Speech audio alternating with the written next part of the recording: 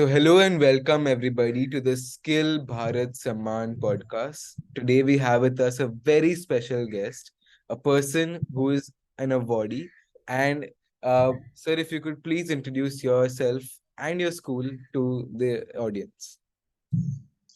All right, so I'm Sahil Sayed, and today I'm representing EVA Group of Schools. And when we say group of schools, so there are 7 schools which are affiliated with CBSE, and we have got 2 schools which are there with IGCSE. And my role is more on academic part of it. And currently, I'm heading one of these schools called as SKS Academy as a principal. So yeah, that is a quick Amazing. introduction. Amazing. So, let me tell you a bit about me as well. I'm Shreyaan Daga, the co-founder of OLL. We were on Shark Tank India season 2, funded by Piyush Bansal and Vinita Singh. And I'm 18 years old, a student. So very excited to learn a lot from you in this podcast. So the first question from my mind that comes up, is uh, you are now an example for all the other schools in your area as well as around India. So what is it exactly that y'all are doing for providing skills to students, and how are y'all doing it so that we can, maybe just copy paste that from you?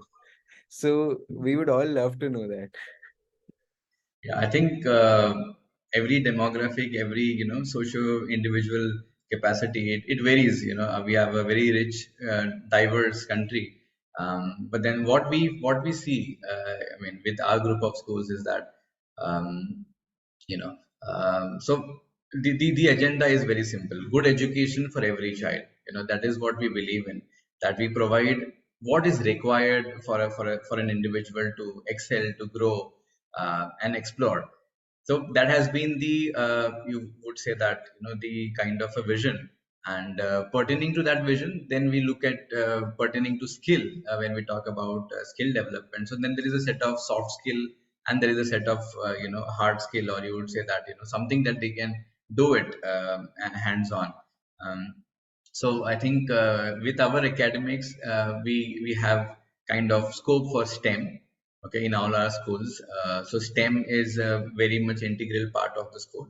That is so what we do in STEM, again, as you said precisely, so that replicating, or Yeah, we where can others learn can from you. really Yeah. take something. Yeah. So we do 10 activities in a year. Okay. Okay. And these are mapped with the science textbooks, or science and maths, I should say, right? So, for example, if we ask, the kind of area of this office or the room, right? Although the children are very good in terms of having that calculation in math, right? Volume, area, they know the formula. But then if you ask, like, is this 50 centimeters or 50 meters, or you ask them this kind of a question, and then there is little, they will little frown, they will just be quiet for some time, Right. because they haven't been exposed to that kind of practical learning. So that Yeah. is one area where we say that science or maths, or whether it be ICT, technology, when we talk about. So this is where our STEM activities come into picture, and also the kind of assessments that we do. Uh, will just kind of resonate and reinforce what we have done. So 10 activities in a year. Okay, so if we all principals or the educators who are watching this, we have 10 kind of months that we get, minusing the May holidays, or so it Yeah. is coming down to one activity 1 month. That's good enough. Okay. Got it. And with that, there is a kind of a STEM challenge that we keep, that is like half yearly or annually, wherein we give some kind of a challenge to the students. For example, creating a boat, then the engineering aspect comes into picture, right? Or maybe a very simple thing, like, everybody has this thing of making aeroplanes, right? Aeroplane. Yeah. So why don't we do it officially by telling the children that which aeroplane, or whose aeroplane is going to travel the furthest distance, you know and then you talk about drag, drift, and then Right. you get into science of things. Yeah. Right. So Absolutely, yeah. sir. That's a very great example. 10 activities, 10 months. And I love that aeroplane becoming official thing for our school students. So that's a really, really exciting thing. Uh, Coming into your thoughts on AI, should kids learn AI? And other thing is, will AI replace our students' jobs when they grow up? What are your thoughts on this aspect? And how are we preparing our students? All right. So I think the way I look at these things are, right from printing press, right, to the having computers, then having internet facility, and now it's AI, right? So every kind of a jump that we have seen in terms of technology, in terms of the world going to the next step or next level, we have been a little hesitant in the beginning, you know, but over a period of time what we have experienced, and I think that is something that, the same thing applies now, that I think we need to accept that this is a jump, it's a leap which the world is taking, and we are very much part of it. So whether you accept it or you deny it, it is going to come. Correct.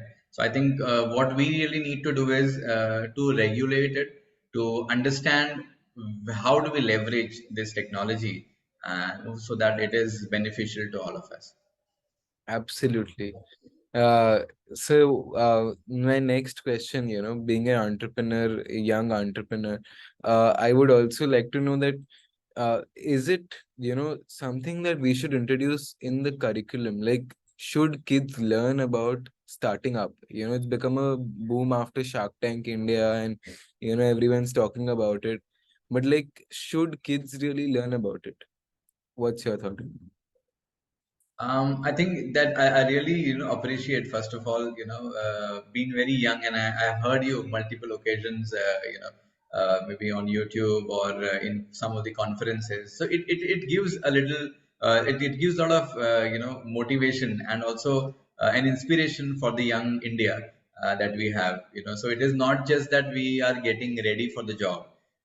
So that is one aspect of, mindset that most of the students that we have, because it is somewhere getting translated from the parents. So everybody wants to have a very secured life, kind of an approach, and the same thing that is being influenced on many students that we see. So students or parents rather coming for a nursery admission would also inquire about, how the school is going to help for JEE cracking, and so see, that is the kind of mindset that we currently have. Right. Yeah, so I think few of the initiatives or few of the things are like to get people like you in the school, in the campus, and so that you speak to them, entrepreneurs, people who have done. So guest lectures is something, and I think which is what we feel is quite doable, and we do that to whatever capacity we are able to. Absolutely. And now let's dive deep into the rapid fire round, which is Okay. like Before a that, I would just tell you that yesterday we had, we had army officers, retired army officers come to our one of the branches, Delhi wow. World Public School. Yeah, and the kind of the synergy that they brought, and the kind of energy that was there in the school. Um, One was the talk. I mean, they may not be very proficient in speaking verbally and all. So what Hmm. we did was we said every child to just go and shake hand with that. I mean, with the army professional, and then the way the handshakes were there, I think that was the power that everyone was able to Absolutely. feel. Yeah. Yeah. So yeah, yes. Sorry, I think we can go ahead with. Yes, yes, definitely. So I mean that hands like that's called experiential learning, The kids really learned through the handshake. So definitely, the rapid fire round, how it works is I will say a sentence and you have to answer like in one word, whatever comes to your mind first, fast. You don't have to think much. Okay. So, you know, your student, if they had a choice that the very next day they have a board exam and an international level competition, which one would you allow them to go to? All right. If you are asking me as a principal or as a school, Yeah. then I would say the board exam. Okay. The next question is like, if you got the choice to go back to school and learn something new, what would you learn? Okay. I think Can you repeat your voice? Got cracked. okay. So if I were to go back to school and learn something, that would be leadership or these soft skills. Absolutely. The next question is that if you had all the money in the world and all the infrastructure that you want, what would you introduce for your students? So if you have, I mean, I was just unable to get that. If you have all the resources, what would you introduce for your students? Okay, I think skills. So I would have a workshop for carpentry, a workshop for automobile. So that kind of setups somewhere near to that Rancho Wala school, the Three Idiots. So yeah, and I've Absolutely. met Mr. Funsuk Mangdu. So a lot of things from the Sigmas and the that kind of a school is something that I would really love to have. Definitely. And my last question is, do you want your students to be job seekers or job creators? I think there's no doubt. Okay, amazing. So thank you so much for giving your time on a working day in your school hours. Genuinely respected, sir, and I'm honored to meet you for the first time in person, like on a Zoom call and talk to you one on one. A very amazing. Like I can relate with you a lot. Like the words you're saying, the things you're talking about. It's a very great interaction. Thank you so much for joining in. So yes. Okay, most welcome and thanks. It was pleasure talking to you. All right, Okay, so I'll just end the meeting thanks, now. Shreyaan. Thank you so much.